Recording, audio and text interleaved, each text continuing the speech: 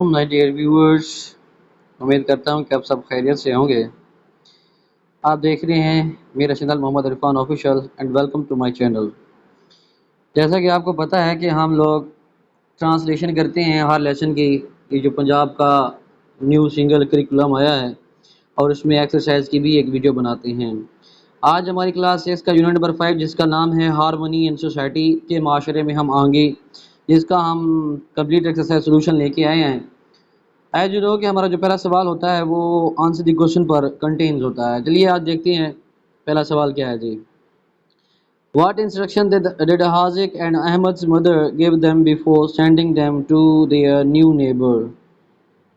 She instructed them to greet the family with respect and pay her regards as well। कि उसकी माँ ने जो है ना उनको नए हमसायों से मिलने के लिए क्या हिदायत जारी की थी, तो उनको उन्हीं माँ ने ये हिदायत की, उसे ताकीद की कि वो जाकर उधर सलाम करे और उसके बाद उसके हवाले से भी। What made Jasim cut off from society? कि ऐसी कौन सी चीज़ थी जिसने जासिम को माशरे से दूर कर दिया। At school, a few naughty boys bullied him and made fun of his physical deformity.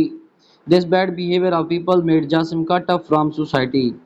कि स्कूल पर कुछ शरारती लड़कों ने उसे तंग किया, उसकी जिस्मानी ख़राब हालत की वजह से, किसी बुरे बिहेवियर की वजह से उसे माशरे से कट ऑफ कर दिया। How Haziq and Ahmed treat Jasim. Haziq and Ahmed brought him to a normal life. Their company made him a normal boy. That's the fourth हमारे पास है जी। However, met you abled person in your life and how did you treat him her? तो वो कहता है कि क्या आप लोग इससे पहले कभी इस तरह के मुख्तलिफ काबिल लड़के से मिले हैं जो, और आपने उसके साथ कैसे ट्रीट किया है जी। I have met such a abled person and I respected him a lot. तो यही बात है जी। अब बात मैं वही करूँगा मेरे व्यूअर्स कि अगर आप मेरे चैनल पर नए आए हैं तो मेरा ये चैनल है मोहम्मद इरफान ऑफिशियल, उसको आपने सब्सक्राइब कर देना है ताकि आने वाली इस तरह की मज़ीद वीडियोस आपको मिलती रहें।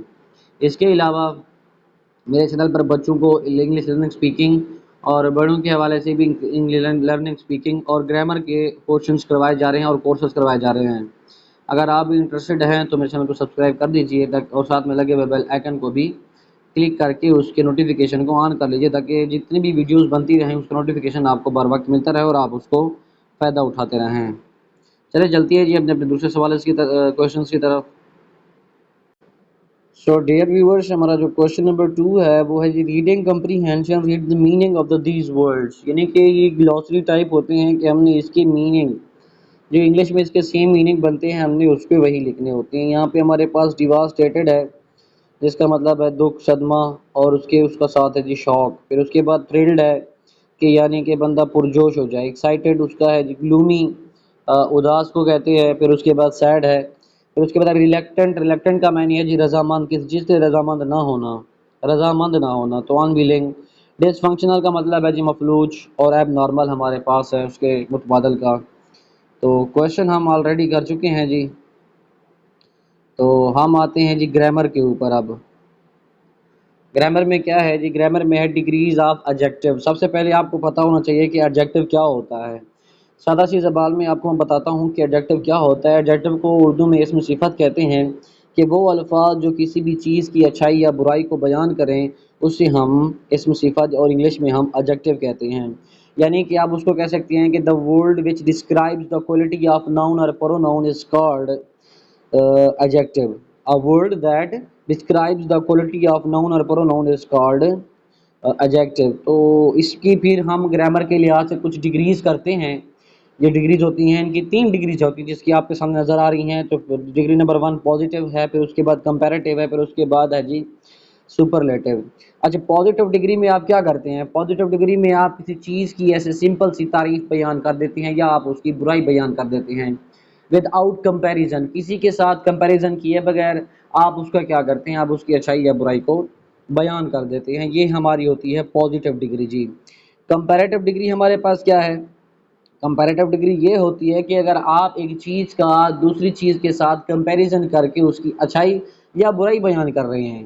मतलब आप दो कम्पिटिटिव चीज़ों को रखकर सामने आपने उसका क्या करना है, आपने उसकी हालत को बयान करना है। वो हालत चाहे वो उसकी अच्छाई की हो, वो हालत चाहे या उसकी बुराई की हो। मतलब आप दो चीज़ों के दरमियान कंपैरिजन करके उसकी अच्छाई या बुराई को बयान करना, ये हमारी कंपैरेटिव डिग्री है। फॉर एग्जांपल इसी में एग्जांपल देता हूँ आपको कि Ali is more intelligent than Ahmad, कि अली जो है ना अहमद से बहुत ज़्यादा ज़हीन है। अब यहाँ पे अली और अहमद का हमारे जो है ना कंपैरिजन किया है हमने एक जहानत के हवाले से, एक अच्छाई और खूबी के हवाले से, कि जो अली है जहानत के हवाले से अहमद से बहुत अच्छा है। ये है जी हमारी कंपैरेटिव डिग्री। अब हमारे पास दूसरी तीसरी है जी सुपरलेटिव डिग्री। सुपरलेटिव डिग्री में माय डियर व्यूअर्स ये होता है कि आप इसका जो है ना मवाजना पूरी दुनिया के साथ तमाम चीज़ों के साथ करके उसको बढ़ा चढ़ा कर बयान करते हैं। ये हमारी होती है सुपरलेटिव डिग्री, यानी कि ऐसी डिग्री जिसका कोई कंपैरिजन ना हो सके, जिसका कोई मवाजना ना किया जा सके, वो सबसे आला और सुप्रीम हो, उसको हम कहते हैं जी सुपरलेटिव डिग्री। आपने कंपैरेटिव की एग्जांपल देखी, मैं आपको वही एग्जांपल देता हूँ यहाँ पे कि Ali is most intelligent, Ali is most intelligent student in the school. अब यहाँ पे हमने पूरे स्कूल का हवाला दिया है कि जिस स्कूल में वो पढ़ता है उस स्कूल में अली से ज़्यादा काबिल कोई नहीं है। सो डियर व्यूअर्स, ये थी हमारी सुपरलेटिव डिग्रीज और कंपैरेटिव और पॉजिटिव डिग्रीज। आई होप कि ये चीज़ें आपको बहुत क्लियरली समझ आ गई होंगी। चलें जी, और हमारे पास फिर इसी की टाइप्स है। हमारे पास सुपरलेटिव पॉजिटिव कंपैरेटिव तो होती हैं, लेकिन हमारे पास एडजेक्टिव की टू टाइप्स होती हैं जिसको हम रेगुलर और इर्रेगुलर कहते हैं जी। देखें जी, मैंने आपको अभी बताया है कि कंपैरेटिव डिग्रीज होती है, सुपरलेटिव होती है और पॉजिटिव होती है। पॉजिटिव डिग्री जो हमारे पास होती है, उस पॉजिटिव डिग्री को बनाने के लिए जब हम उसके आगे पॉजिटिव डिग्री हमारे पास ऑलरेडी होती है पड़ी, फिर उस पॉजिटिव से कंपैरेटिव और सुपरलेटिव डिग्री बनाने के लिए जब हम कंपैरेटिव बनाएंगे तो हम उसके आगे ई आर या आई ई आर लगा देंगे, वो होगी हमारी रेगुलर। फिर हम उसकी थर्ड यानी कि सुपरलेटिव डिग्री बनाने के लिए हम उसके साथ ई एस टी लगा देंगे, तो वो हमारी कंपैरेटिव और हमारे पास बन जाएगी सुपरलेटिव डिग्री, तो वो हमारी होगी रेगुलर। दोबारा से सुन लें माय डियर व्यूअर्स कि ऐसी डिग्रीज, ठीक है ना, पॉजिटिव डिग्री हमारे पास होगी पड़ी, उस पॉजिटिव डिग्री की जब हम कंपैरेटिव डिग्री बनाएंगे तो कंपैरेटिव डिग्री पॉजिटिव से कंपैरेटिव डिग्री बनाने के लिए हमें क्या लगाना पड़ेगा, ई आर या आई ई आर। फिर उसकी सुपरलेटिव डिग्री बनाने के लिए हमें ई एस टी लगाना पड़ेगा। इस लिहाज से बिल तरतीब उसकी कंपैरेटिव और सुपरलेटिव डिग्री बन जाएगी, तो ये हमारे पास क्या होगी जी, रेगुलर डिग्रीज होंगी। जैसे उसने यहाँ पे एग्जांपल दे दिया, देखें ना, हमारे पास शॉर्ट है, ये हमारे पास पॉजिटिव डिग्री है। अब हमने उसकी बनाई है शॉर्टर, यानी कि आगे ई आर लगा दिया है। फिर हमने उसकी थर्ड डिग्री बनाई है सुपरलेटिव शॉर्टेस्ट, यानी कि ई एस टी लगा दिया है। तो ये हमारे पास कौन सी डिग्री बन गई है जी, सुपरलेटिव डिग्री बन गई है। तो इर्रेगुलर जो है ना इससे बिल्कुल बरअक्स है, उसकी हमें सेकंड यानी कि कंपैरेटिव और थर्ड यानी कि सुपरलेटिव डिग्री बनाने के लिए ना तो ई आर का इस्तेमाल करना पड़ेगा और ना ही ई एस टी का इस्तेमाल करना पड़ेगा। उसका जो पॉजिटिव वर्ड होगा वो डिफरेंट होगा, कंपैरेटिव होगा वो डिफरेंट से डिफरेंट हो जाएगा, और सुपरलेटिव इन दोनों तीनों से डिफरेंट हो जाएगा। देखो यहाँ पे एग्जांपल दी है कि वेल बेटर दी बेस्ट, ठीक है, well better the best.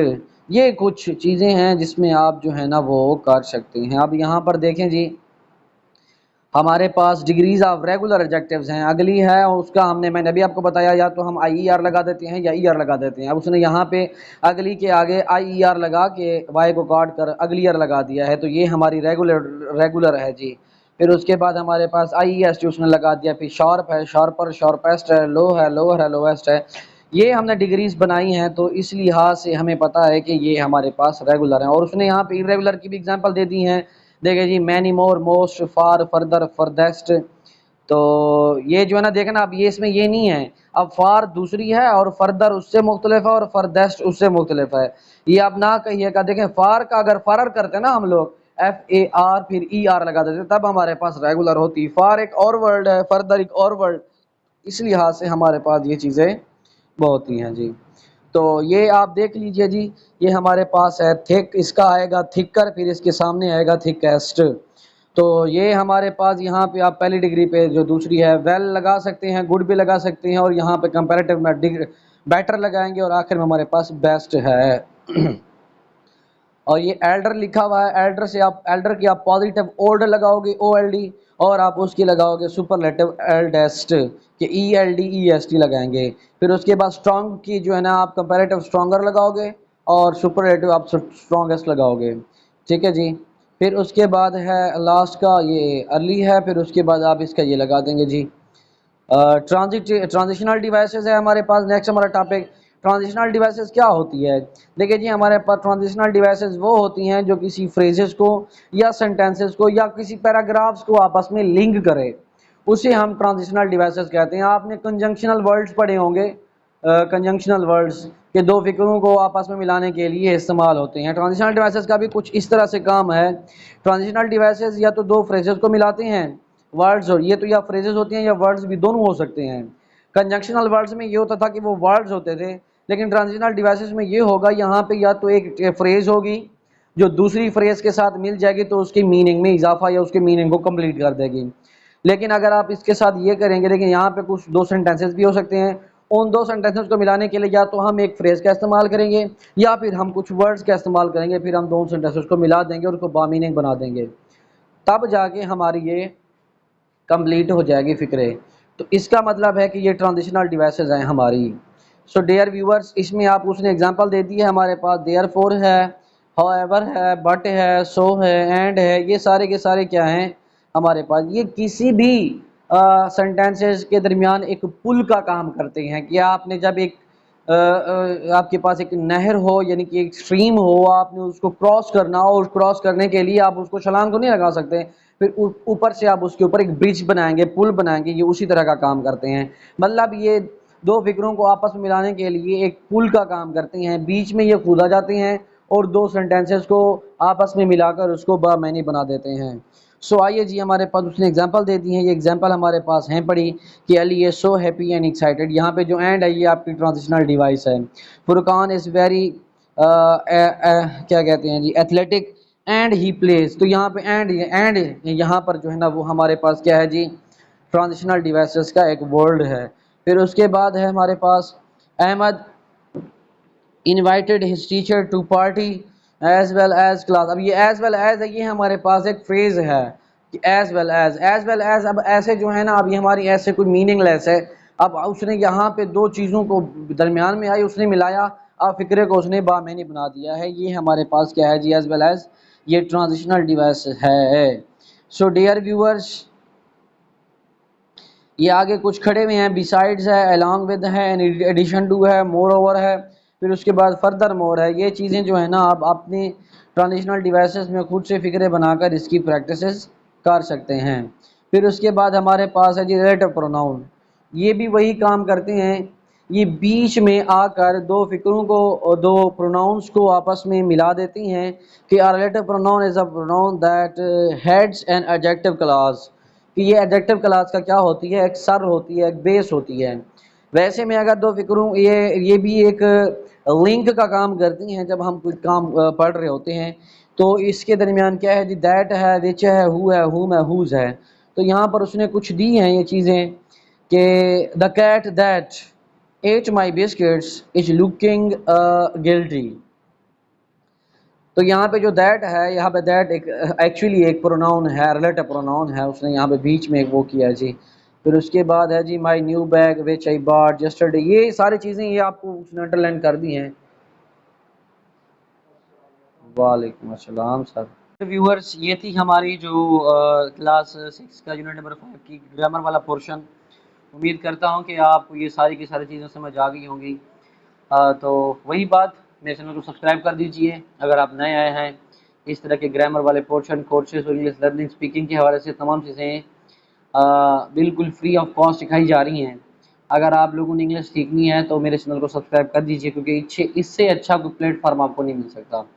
Take care yourself, शुक्रिया।